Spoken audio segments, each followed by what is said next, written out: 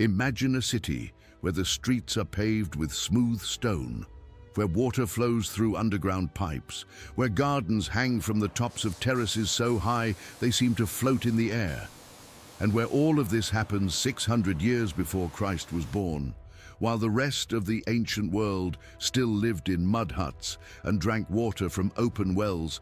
There was a place on earth where more than 200,000 people woke up every day within walls so wide that two chariots could race side by side on top of them. This city had straight avenues, temples covered in gold, and palaces with gardens irrigated by machines that shouldn't have existed at that time. And you have heard its name many times, Babylon. But here is the question almost no one asks. What was it really like to live there? Not as a king, not as a priest, but as an ordinary person who woke up in the morning, had breakfast, worked, and came home. What did they see? What did they smell? What did they eat? What did they fear? The answer is so surprising that it will completely change the image you have of this city. Let's start with the moment you approach Babylon for the first time. You are walking through the Mesopotamian desert, modern-day Iraq, and the heat is brutal, over 113 degrees Fahrenheit in the summer. The landscape is flat, dry, and monotonous. Sand and more sand. And suddenly on the horizon something appears that makes no sense. First, you see a dark line. Then that line grows, gains shape, and gains color. And when you get close enough, what stands before your eyes is a blue wall. That's right, blue. The outer walls of Babylon were coated with glazed bricks in deep blue tones, decorated with relief figures of bulls and dragons, painted in yellow and white. Herodotus, the Greek historian who visited the city around 450 BC, was so stunned that he wrote, "Babylon surpasses in splendor any city of the known world." And keep in mind, Herodotus had already seen the pyramids of Egypt. The numbers are hard to process. The inner wall had a perimeter of 26 kilometers, 26. To give you an idea, a modern marathon is 42 kilometers, meaning the inner wall of Babylon alone covered more than half a marathon. The thickness, according to Herodotus, about 25 meters. That is wider than a 4-lane highway. And the height reached 90 meters in some sections, the equivalent of a 30-story building. Now, modern historians believe Herodotus exaggerated the measurements. Archaeological excavations by Robert Coldewey, begun in 1899, suggest that the inner wall was about 12 meters high and 6 meters thick, with a second outer wall of similar dimensions. But even these reduced numbers are extraordinary for the ancient world. And between the two walls, there was a water-filled moat fed by the Euphrates River, making any frontal attack practically suicidal. But here is the detail no one tells you. The walls were just the shell.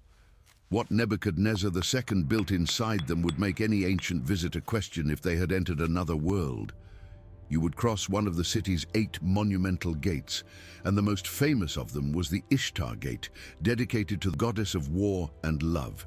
This gate still exists.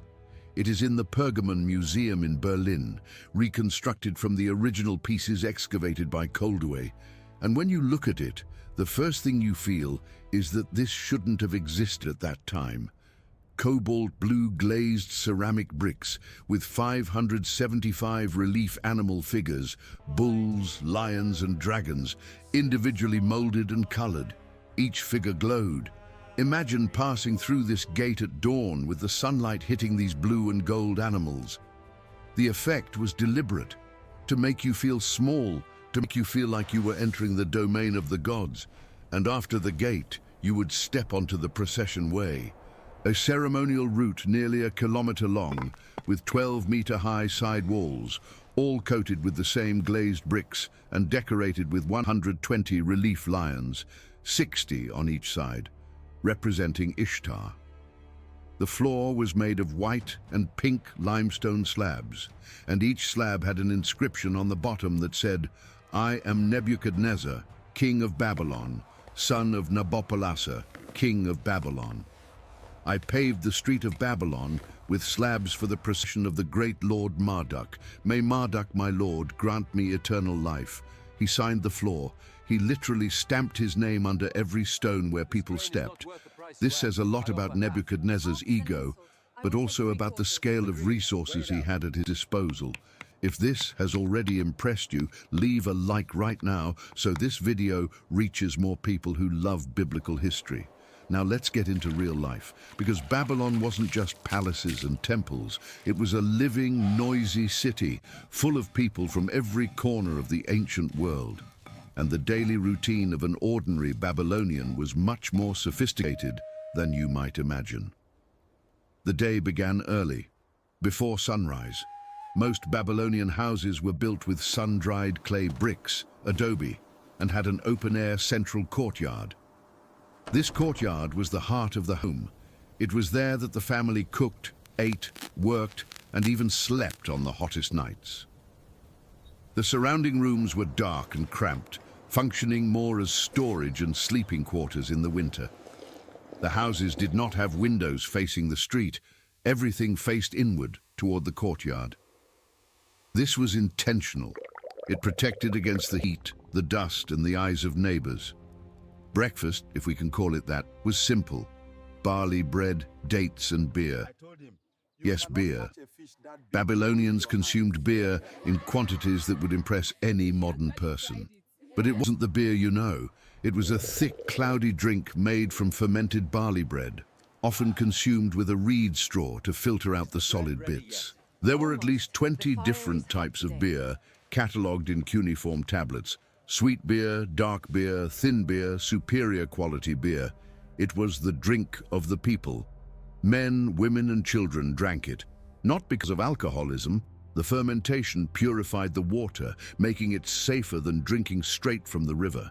It was, literally, a matter of public health. And the food? Here comes something that will surprise you. We have Babylonian recipes, real recipes, written on clay tablets dating from approximately 1750 BC, the oldest recipes ever recorded by humanity. 3 tablets, preserved in the Yale Babylonian collection, describe more than 35 recipes for stews, broths, and meat dishes. Lamb cooked with beets, onion, garlic, cumin, and coriander.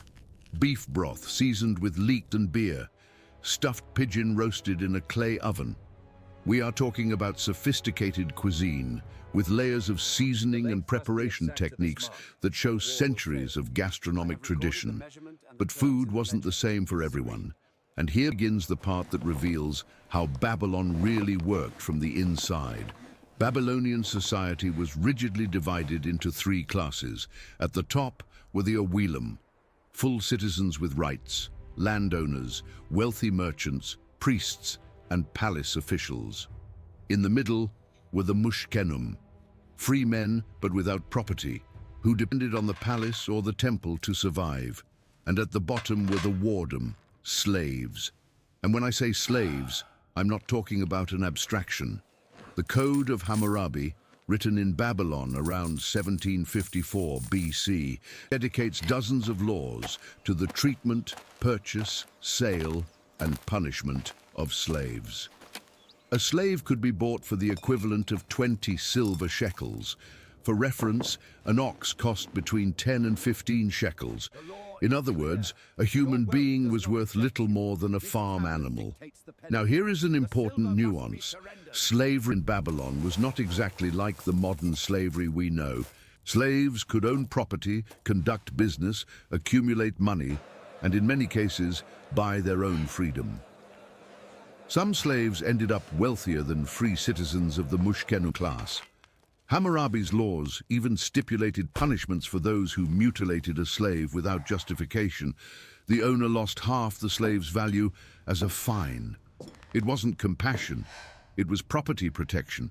The slave was an investment, and damaging them was a financial loss. But don't romanticize this. Slaves could be branded with iron, runaways were hunted. Anyone who helped a slave escape paid with their own life.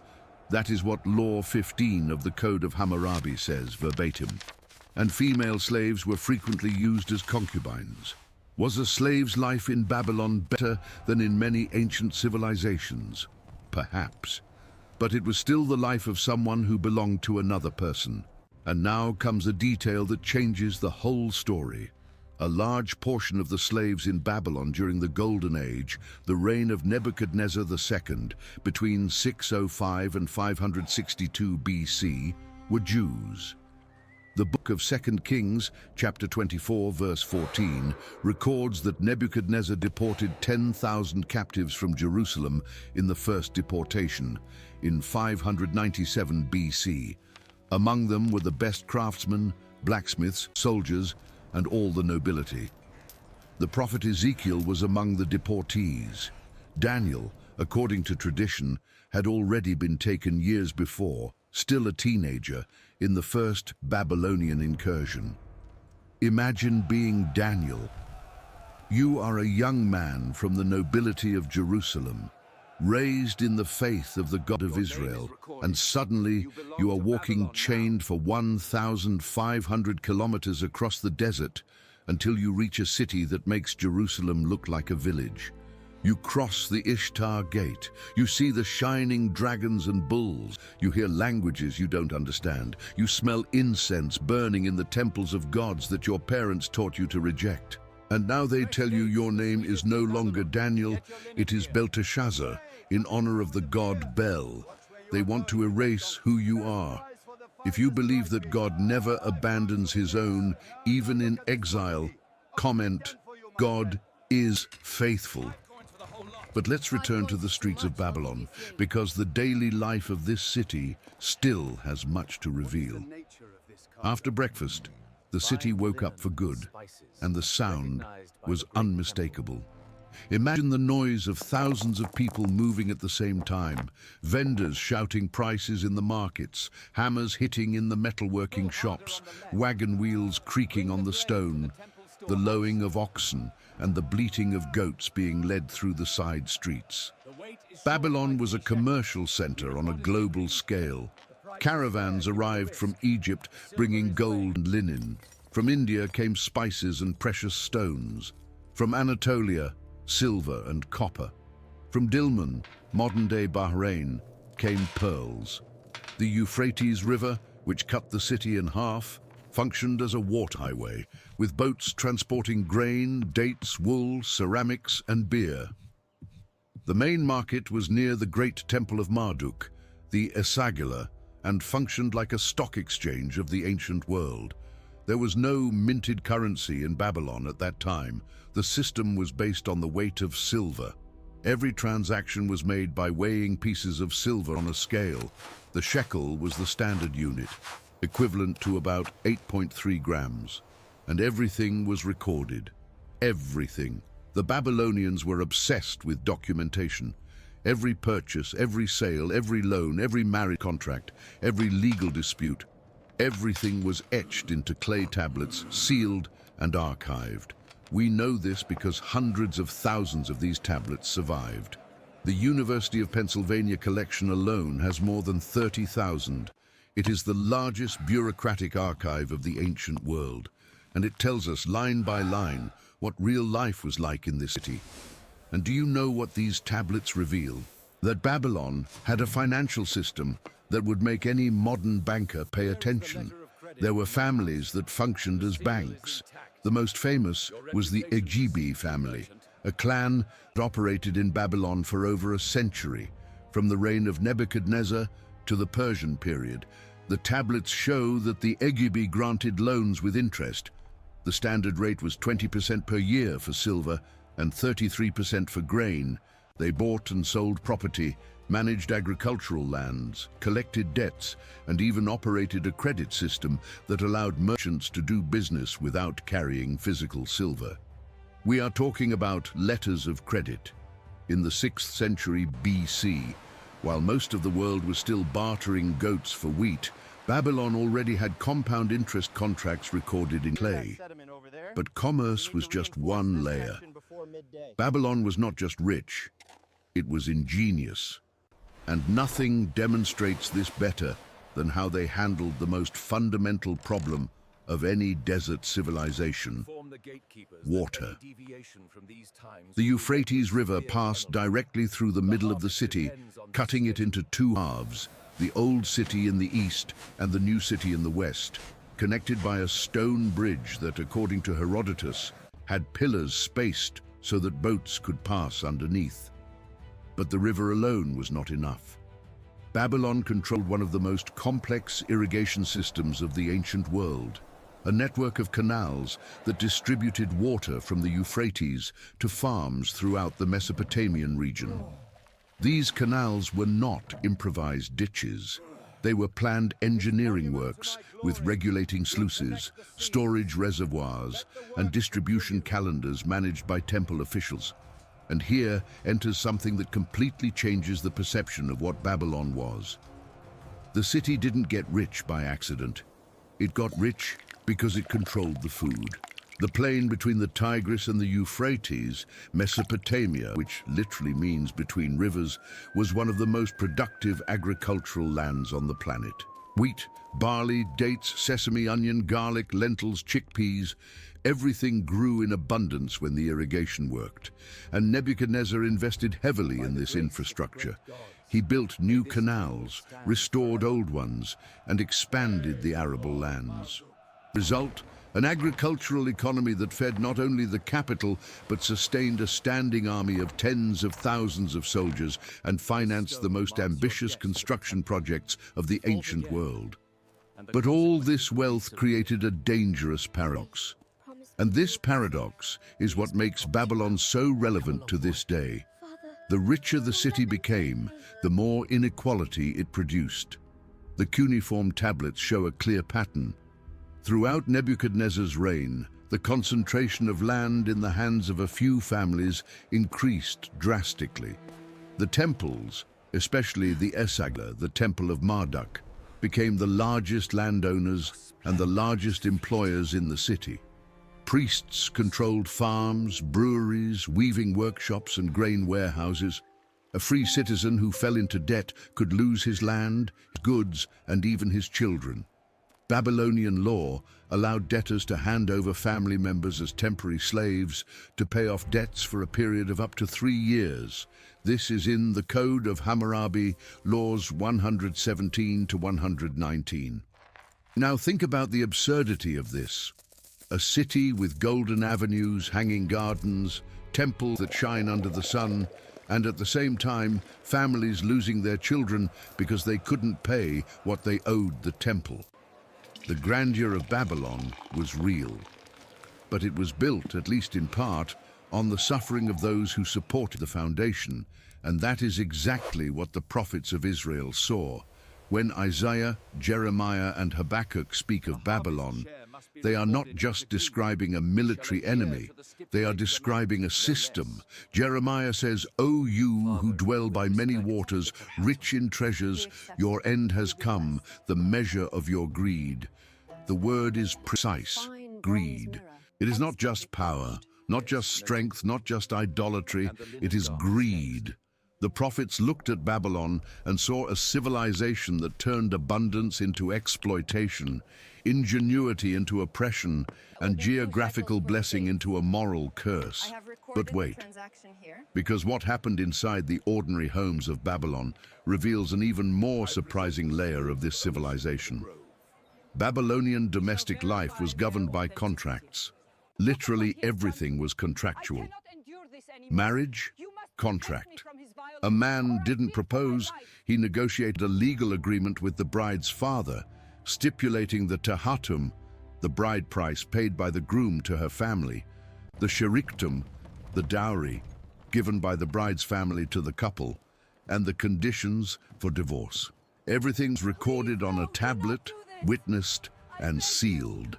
And here comes the detail that catches many people by surprise. Babylonian women had significant legal rights. A wife could own property in her own name. If the husband died, she inherited. If he mistreated her, she could file for divorce, as long as she proved the abuse before judges. The Code of Hammurabi, Law 142, says verbatim, If a woman hates her husband and declares, "You shall not have me as a wife," her case will be investigated by the council of her neighborhood. If she is innocent and he is negligent, she shall take her dowry and return to her father's house. Now do not idealize it. The same code also said that if the woman was found guilty of negligence in the marriage, she would be thrown into the water, that is, drowned. Law 143 is brutally direct, and women caught in adultery were tied to their lover and thrown into the river. The Babylonian legal system was sophisticated, yes, but it was equally sophisticated in its power to protect and to destroy. Children were born at home, assisted by midwives. Infant mortality was very high. Estimates suggest that between 30 and 40% of children died before the age of 5. Infections, diarrhea, malnutrition. Babylonian medicine was a mixture of real empirical observation and exorcism rituals. Medical tablets describe symptoms with impressive precision. If the patient has fever, night sweats, and coughs up blood, but the treatment often involved incantations to the god Marduk and purification rituals with holy water. Disease was seen simultaneously as a physical phenomenon and a spiritual attack. And speaking of spirituality, this is perhaps the most fascinating and disturbing part of daily life in Babylon. Religion was not a separate department of life. It was life. Every aspect of the daily routine, birth, marriage, harvest, travel, illness, dreams, had a spiritual dimension that needed to be managed. The Babylonians believed they were surrounded by invisible forces at all times. Gods, demons, spirits of the dead, all interacted with the human world constantly. And at the center of all this was the great temple of Marduk, the Esagila, with its stepped tower that dominated the sea's horizon. That tower has a name, you know, Etemenanki, which in Sumerian means the house of the foundation of heaven and earth. Many scholars believe it is the inspiration for the Tower of Babel described in Genesis 11, a 7-story structure, each painted a different color, reaching between 60 and 90 meters in height. At the top, a sanctuary coated in blue glazed bricks where, according to Herodotus, there was a golden bed and a golden table and no statue. The place was reserved for a single woman chosen by the god Marduk, who supposedly descended to meet her there. If it surprised you as much as it surprised me while researching, comment, "I didn't know." The New Year ritual, the Akitu, was the most important religious event in Babylon, and it lasted 12 days. 12 days of elaborate ceremonies involving the king, the priests, the statue of Marduk, and the entire population. And on the 5th day, something happened that doesn't seem possible in an absolute monarchy. The high priest stripped the king of his regalia, slapped him in the face, and pulled his ears. The king then knelt before the statue of Marduk and swore that he had not sinned against the city, that he had not neglected the temples, and that he had not humiliated the weak. If the king cried during the humiliation, it was a sign that Marduk was satisfied and the year would be prosperous.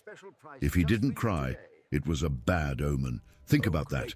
The most powerful man in the known world, the conqueror of Jerusalem, the destroyer of Solomon's temple, kneeling, taking a slap in the face from a priest, begging for the approval of a statue. It is a scene that says more about Babylon than any wall or hanging garden. And this religiosity penetrated every corner, every house, every decision. Before leaving home in the morning, a Babylonian consulted omens. The flight of a bird, the shape of a cloud, the pattern of oil poured on water. Everything was interpreted as a message from the gods. There were entire catalogues of omens recorded on tablets. If a crow caws to the right of a man, his business will prosper. If it caws to the left, he will face a loss. Thousands of entries like this. Babylonians did not make important decisions without consulting a diviner, the Baru, who examined the liver of a sacrificed animal to read the future. Dozens of clay liver models have been found, divided into zones with notes on what each mark or anomaly meant. The irony is striking. a civilization capable of astronomical calculations that predicted eclipses with precision, that mapped constellations and measured time with sophistication. This same civilization did not dare build a wall without first opening a sheep's liver to ask the gods for permission. And it is exactly at this point that life in Babylon reveals its greatest paradox: the coexistence of genius and superstition, of technical advancement and spiritual slavery. Because while the priests read livers and kings knelt before statues, in some corner of the city, a group of Jewish exiles refused to bow. Daniel and his companions lived in this exact environment. They breathed this air, they walked these streets, they heard these rituals every night, and they said no. The book of Daniel, chapter 3, records the moment when Nebuchadnezzar erects a 27-meter-high golden statue and orders the entire population to prostrate themselves before it at the sound of music. Everyone obeys. The entire religious, political, and social machine of Babylon bows in unison, except for 3 men, Shadrach, Meshach, and Abednego. And when confronted directly by the king, their response is one of the most powerful phrases in the entire Bible. Our God, whom we serve, is able to deliver us from the furnace. But even if he does not, know, O king, that we will not serve your gods. Even if he does not. That is the faith that Babylon could not buy, burn, or break. But daily life continued, indifferent to these spiritual dramas. And there is a dimension of Babylon that rarely appears in documentaries: the nightlife. When the sun went down, the city did not sleep. The temples lit torches that illuminated the inner courtyards, and the smell of incense, cedar resin, myrrh, and storax spread through the surrounding neighborhoods. The taverns opened, and yes, Babylon had taverns. Many of them were managed by women. The Code of Hammurabi dedicates specific laws to tavern owners, the sabitu, regulating prices, prohibiting them from accepting credit from certain customers, and stipulating the death penalty for any tavern keeper who allowed conspirators to meet in her establishment.